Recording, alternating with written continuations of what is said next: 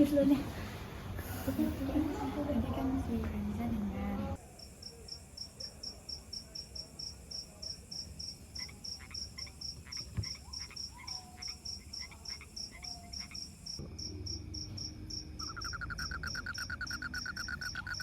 A'udzu billahi minasy syaithanir rajim. Bismillahirrahmanirrahim. Assalamualaikum warahmatullahi wabarakatuh. Perkenalkan, nama Ana Getsa Filzah, biasa dipanggil Getsa. Ana anak ketiga dari 3 bersaudara. Dari ayahana bernama Zurmansyah dan ibu ana bernama Susla Murni. Dan Ana tinggal di Padang. Awal mula menghafal Ana dari kelas 2 SD. Di kelas 2 SD Ana mulai menghafal dari juz 30, dari surat An-Naba ke An-Nazi'at, Abasa dan seterusnya. Awal mengenal Bunaya dari kelas 4 SD. Saat itu mengetahui Bunaya dari tetangga. Lalu setelah itu orang tua Ana memasukkan Ana ke program tahfiz reguler di Rumah Tahfiz Bunaya, yang pada saat itu program tahfiz reguler Ana menyetor mulai dari ba'dal asar hingga waktu yang telah ditentukan. Lalu setelah itu Ana pulang, hingga pada saat kelas 8 sanawiyah Ana dipindahkan oleh Bunda Ana ke Pondok Tahfiz Bunaya, yang kebetulan saat itu Pondok Tahfiz Bunaya menerima santriwati yang akan ditakhasuskan.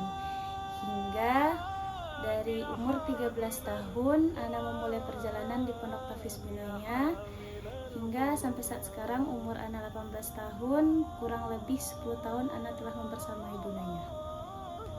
Pasti setiap orang ada futurnya.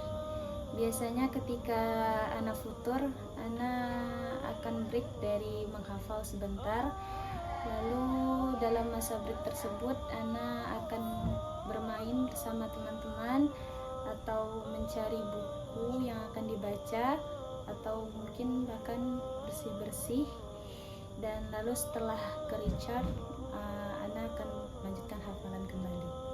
Sewaktu kecil Ana punya cita-cita menjadi dokter, atau sewaktu kecil juga Ana pernah bercita-cita sebagai guru atau bahkan atlet.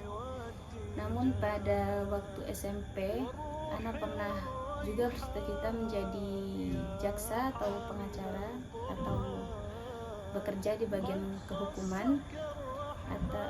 Dan sekarang Ana bercita-cita menjadi pengusaha atau bahkan mendalami ilmu teknologi.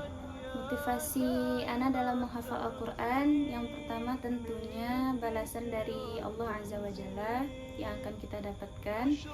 Lalu setelah itu motivasi kedua mungkin dari orang tua, dari perjuangan orang tua. Lalu yang terakhir mungkin motivasi Ana dalam menghafal Al-Quran, yaitu untuk membangkitkan sisi religi dari diri Ana sendiri. Yang pertama tentunya ucapan terima kasih atas segala perjuangannya, pengorbanannya, baik dari segi tenaga dan yang lainnya. Setelah itu ucapan permintaan maaf, mungkin ada perbuatan Getsa yang tidak disukai atau bahkan perkataan Getsa yang menyinggung hati. Getsa meminta maaf sebesar-besarnya.